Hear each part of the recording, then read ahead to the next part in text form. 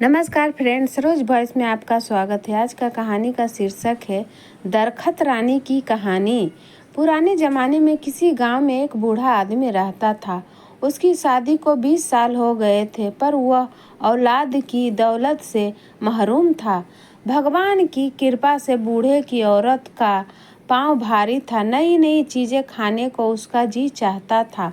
बूढ़ा भी अपनी विरासत के मुताबिक उसे खाने की चीज़ें लाकर देता था।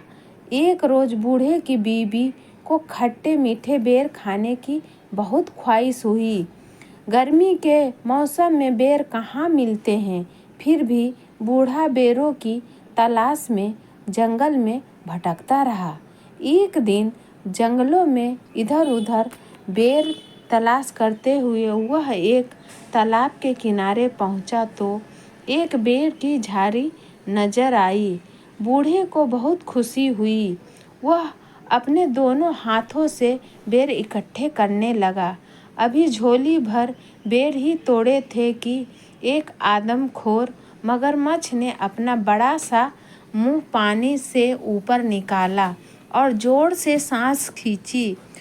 उसके सांस लेने से एक जोरदार आंधी चली और बूढ़ा कमजोरी की वजह से अपने को न संभाल पाया और तालाब में आ गिरा। बूढ़ा अपने को संभालते हुए किनारे तक पहुंचना ही चाहता था कि मगरमच्छ ने इसके पांव ही पकड़ लिए। बूढ़ा उससे कहने लगा, भाई, खट्टे मीठे बेरों की तलाश में मेरे पांव घिस गए और फिर अब बेर मिली तो मेरे रास्ते में तू रोड़ा बनता है। तो मगरमच्छ, तेरी यह मक्कारी मुझ पर कोई असर नहीं करेगी। बहुत दिनों से इंसान का गोश्त खाने को नहीं मिला। तेरी करारी हड्डियों को चबाने में मुझे बहुत मज़ा आएगा। आज मैं तुझे खाऊंगा। मगरमच्छ ने लार टपकाते हुए कहा, क्यों? मुझे तू क्यों खाएगा? इसलिए क्योंकि तूने मुझसे बगैर इजाज़त लिए मेरे बेर लिए हैं भाई। मैं यह बेर बहुत मजबूरी में ले रहा हूँ। मेरी बीवी की हालत कुछ ऐसी है, मैं और मेरी बीवी अब और ज़्यादा इंतज़ार नहीं कर सकते। बूढ़े की बात सुनकर मगरमच्छ समझ गया, ओह, अगर यह बात है तो मैं तुझे नहीं खाऊंगा। तू अपनी राह, लेकिन मेरी एक शर्त है। क्या शर्त है? बूढ़े ने पूछा। अगर लड़का होगा तो तेरा और लड़की हुई तो मेरी। मंजूर कहकर वह बेरों की झोली संभालते हुए चल दिया। वह अपने दिल में सोचने लगा कि मगरमच्छ उसे फिर कहाँ मिलेगा और अगर उससे यहाँ लड़का पैदा हुआ फिर तो परेशानी की कोई बात ही नहीं है। बूढ़ा अपनी बीवी की आव भगत में कोई कमी नहीं करता था। दिन पर लगा कर उड़ते रहे और एक दिन बूढ़े के घर एक खूबसूरत और बहुत तंदुरुस्त लड़की पैदा हुई। बच्ची को देखकर उसे मगरमच्छ की बात याद आई तो वह काँप उठा। लड़की का रंग गुलाब के फूल की तरह था। उसकी आंखें हीरो की तरह चमकदार थी। वह परियों की तरह हसीन और मासूम थी। ऐसी मन्नतों और मुरादों की लड़की मगरमच्छ के पेट में जाए, यह सोचकर बूढ़ा दुख से कांपने लगा। उसने सोचा कि अब वह कभी तालाब के किनारे नहीं जाएगा। बारिश का मौसम आया और नदी में बाढ़ आ गई। मगरमच्छ पानी में बहकर तालाब के किनारे निकलकर खेत में आ गया। अब उसे आसानी से शिकार मिलने लगा। एक दिन बूढ़ा खेत से सब्जी तोड़कर ला रहा था तो रास्ते में मगरमच्छ ने उसे रोककर सवाल किया, क्यों बे बूढ़े, मुझसे छुपता क्यों है? तू मुझसे छुप कर कहाँ भागेगा? सीधी तरह बता, तेरे यहाँ लड़की हुई या लड़का? लड़की हुई है, बूढ़े ने सहमति हुई आवाज़ में कहा, तो फिर वह मेरी है। मेरी अमानत को अब तक तूने अपने पास क्यों रखा है? क्यों तू अमानत में खयानत करना चाहता है? इतनी छोटी बच्ची को तुझे कैसे दे दूँ? बूढ़े ने कहा। 14 साल पहले तूने मुझसे वादा किया था। क्या वह अब भी बच्ची है? तू बाप की नज़र से देखता है। वह अगर बूढ़ी भी हो जाएगी तब भी वह बच्ची ही रहेगी। तू मुझे अब और बेवकूफ़ नहीं बना सकता। मैं तुझे चैन से रहने नहीं दूंगा। देख, अगर तूने लड़की को कल ही लाकर मुझे नहीं दिया तो मैं तुम तीनों को एक एक कर ख़त्म कर दूंगा। मगरमच्छ ने कहा, वह मेरी बेटी है, अपना खून तुझे मैं कैसे दे दूं? लोग क्या कहेंगे? बूढ़े ने सवाल किया। लोग क्या कहेंगे वह मैं नहीं जानता। तू क्या कहता है? वादा खिलाफी करना चाहता है? मगरमच्छ ने गुस्से से चिल्लाकर कहा, नहीं नहीं, यह बात नहीं है। मैं चाहता हूँ कि मेरी बेटी को इस बात का पता न चले। और बूढ़ा कहते कहते रुक गया। तू क्या चाहता है? बोल, मगरमच्छ ने कहा। मेरी लड़की को कमल का फूल बहुत पसंद है। तू अपनी पीठ पर एक कमल का फूल रखकर तालाब के अंदर पानी के नीचे बैठे रहना।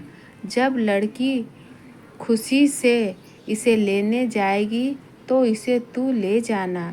मगरमच्छ को यह तकरीब पसंद आई। दूसरे दिन जब बूढ़े ने अपनी बीवी को बताया तो लड़की की माँ परेशान हो गई। वह अपने आप को कोस रही थी कि क्यों उसने बेर खाने की ख्वाहिश की।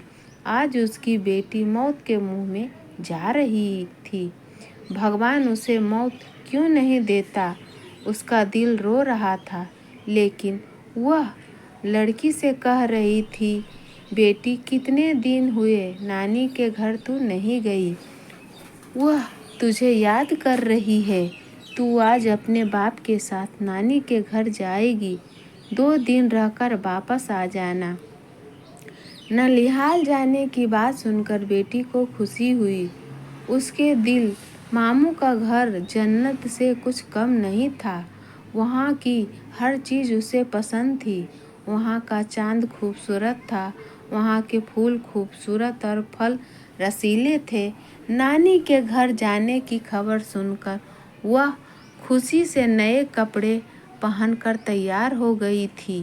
बूढ़ा उसे लेकर जंगल और नाले पार करता हुआ उस तालाब के किनारे पहुंचा और बेटी को तालाब के किनारे बैठाकर बोला, बेटी, तू यहाँ बैठी रह, मैं अभी आया। बूढ़ा चला गया लेकिन वापस नहीं आया। उधर बेटी को एक बेहद खूबसूरत कमल का फूल नजर आया। वह सोचने लगी कि इतना खूबसूरत कमल तालाब में के बिल्कुल किनारे खिला है, लेकिन उसे अभी तक किसी ने हाथ नहीं लगाया। हो सकता है किसी की नज़र उस पर न पड़ी हो। बूढ़े की बेटी धीरे से पानी के अंदर गई। कमल के फूल की तरफ हाथ बढ़ाते ही कमल थोड़ा आगे खिसक गया। लड़की डर कर अपने बाप को पुकारने लगी, घुटने पानी हुआ है बाबा। कमल खिसकता जाता है। वह फिर आगे बढ़ने लगी। कमल फिर से खिसक गया। लड़की चीख कर अपने बाप को पुकारने लगी, छाती पानी हुआ है बाबा, कमल खिसकता जाता है। बाप वहाँ होता तो जवाब देता। उसे डर लग रहा था। वह सोच रही थी कि वापस चली जाए। उसी वक़्त बड़ी बड़ी लाल आँखों वाला मगरमच्छ मुंह खोले पानी की सतह पर दिखाई दिया। बूढ़े की बेटी मगरमच्छ को सामने देखकर घबरा गई और चीखने लगी, लेकिन उसकी चीख जंगल में गूंज कर रह गई। उसका बाप वापस नहीं आया। मगरमच्छ उसको अपने बड़े बड़े पंजों में पकड़कर तालाब के दूसरे किनारे एक गुफा के अंदर ले गया और वहाँ लड़की को छोड़कर वापस आ गया। लड़की की मासूमियत और खूबसूरती को देखकर उसे खाने का इरादा इस वक्त उसे छोड़ दिया। राहगीर जो तालाब में नहाने या पानी पीने आते थे उन्हें वह पेट भर कर खाता और उसे आदमी के पास खाने का जो सामान होता उसे लाकर उस लड़की को देता। लड़की इस गुफा में पड़ी रहती पर मगरमच्छ के डर से वह कुछ बोलती नहीं थी। इस तरह दिन गुजरते गए। चारों तरफ इस तालाब का मगरमच्छ आदमखोर के नाम से मशहूर हो गया था। डर के मारे कोई राहगीर इस तालाब की तरफ नहीं आता था। मगरमच्छ भूख से बेकरार होने लगा। उसने तालाब की बड़ी बड़ी मछलियों को खाकर ख़त्म कर दिया। अब वह भूख के मारे मरने लगा। जंगल की गाय, बकरी, भेड़ भी वह भूख की शिद्दत में खा गया। अब उसके डर से वहाँ कोई जानवर भी पानी पीने नहीं आता था। जब उसे जोर की भूख सताने लगी तो वह बूढ़े की बेटी के करीब आकर उसे अपनी लाल और ललचाई आँखों से घूरने लगा। बूढ़े की बेटी समझ गई कि अब उसकी बारी थी, लेकिन मगरमच्छ ने उसे उस दिन नहीं खाया। सोचने लगा, अब उसके दांतों में धार नहीं थी। उन्हें लुहार से तेज कराने के बाद उस लड़की को खाएगा। यह सोच कर वह लुहार के पास चला गया। इधर बूढ़े की बेटी अपनी जान बचाने की तकरीब सोचने लगी। गुफा में जितने सोने चांदी के जेवरात मगरमच्छ ने लाकर रखे थे उसने सबको इकट्ठा किया और एक टोकरी में रखकर सूखे पत्ते और छोटी छोटी लकड़ियों से उसे ढक लिया और अपने जिस्म पर कीचड़ लेप कर अपनी सूरत एक अंधी बुढ़िया जैसी बना ली और टोकरी कमर पर लादकर लाठी टेकते टेकते जाने लगी। जैसे ही गुफा के बाहर निकली उसी वक्त मगरमच्छ आ गया और दहाड़ कर पूछने लगा, तू कौन है? बूढ़े की बेटी डर से कांपने लगी, लेकिन बाद में खुद को संभालते हुए कहने लगी, मैं अंधी बूढ़ी हूँ, हड्डियों की लड़ी हूँ। मेरे बदन में क्या है जो तू खाएगा? तू अपनी गुफा को जा, वहाँ तेरे लिए एक तंदुरुस्त लड़की मौजूद है। उसकी हड्डियों चबाने में तुझे मज़ा आएगा। मगरमच्छ उसे पहचान न सका। उसके मुंह से इंसानी गोश्त के मज़े को सोचते पानी आ गया और वह तेजी से गुफा के अंदर चला गया। बूढ़े की बेटी उससे छुटका मिलते ही घबरा कर दौड़ने लगी और घने जंगल में गुम हो गई। वह सोच रही थी कि जिस माँ बाप ने उसे धोखा देकर मगरमच्छ के हवाले कर दिया वह उसके पास नहीं जाएगी। वह यही कुछ सोचते हुए घने जंगल में चली जा रही थी कि उसे शेर की गरज सुनाई दी। उसका दिल जोर जोर से धड़कने लगा। वह खौफ के मारे उधर उधर छुपने लगी, जगह ढूंढने लगी। इतने देर में एक हाथी के बराबर ऊंचा और बड़ा शेर उसके सामने आ गया।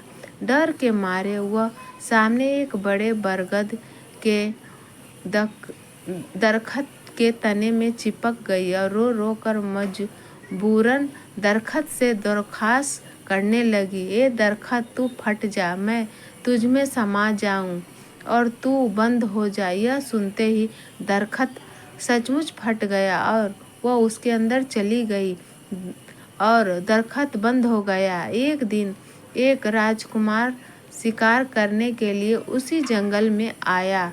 वह दातून के लिए एक शाख काटने लगा कि उसके कानों में ये आवाज़ आई, राजकुमार धीरे काट, कहीं मेरी आँख फूट न जाए, मेरी नाक कट न जाए, मेरे हाथ टूट न जाए। यह सुरीली आवाज़ सुनकर राजकुमार को हैरत हुई और वह दातून लिए बगैर राजमहल वापस चला आया।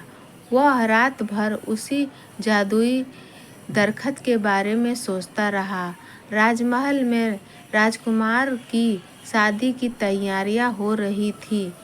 ज्योतिषी और पुरोहित राजकुमार को समझा रहे थे, लेकिन राजकुमार की बस एक ही जिद थी कि वह उसी दरख्त से शादी करेगा। अगर उसकी शादी उस दरख्त से नहीं हुई तो वह अपनी जान दे देगा। राजकुमार राजा की इकलौती औलाद था। उसकी नज़र में शादी की अहमियत बेटे की ज़िंदगी से कम ही थी, इसलिए राजकुमार की ख्वाहिश पूरी की गई। उस दरख्त के साथ उसकी शादी की रस्म अदा की गई। राजकुमार ने उस दरख्त को वहाँ से उखाड़कर अपने महल के पास बाग में लगवा लिया। बूढ़े की बेटी रात को दफ्तर से निकलकर और महल के अंदर जाकर सब काम पूरे करती और सुबह होते ही वापस उस दफ्तर के अंदर चली जाती। एक रोज़ राजकुमार ने छुपकर बूढ़े की बेटी के ये सब काम देख लिए। दिन में जब बूढ़े की बेटी दरख्त से निकलकर महल के अंदर गई तो राजकुमार ने उस दफ्तर को आग लगा दिया, भस्म कर दिया। बूढ़े की बेटी दौड़ती हुई आई और बोली, आह, तुमने ये क्या किया? इस पर राजकुमार ने कहा, इतना बड़ा महल है, तुम इसमें रह सकती हो, इस खूबसूरत बाग में घूम सकती हो, बेवजह इस दरख्त के अंदर अंधेरे में क्यों सड़ती रहती हो? और फिर मैं तुमसे बेइंतहा मोहब्बत करता हूँ, मैंने तुम्हें अपनी रानी बना लिया है, मैं तुम्हारे बिना जी न सकूँगा। लड़की तो सिर्फ मोहब्बत की भूखी थी। लड़की को लगा कि जैसे सारे जहाँ की खुशी उसे मिल गई हो। उस दिन के बाद दोनों राजमहल में हंसी खुशी रहने लगे। तो फ्रेंड्स, ऐसी कहानी सुनने के लिए चैनल से बने रहे। इस वीडियो को लाइक करें, शेयर करें। अगर आप इस चैनल पर नए हैं तो चैनल को सब्सक्राइब करें। नमस्कार फ्रेंड्स।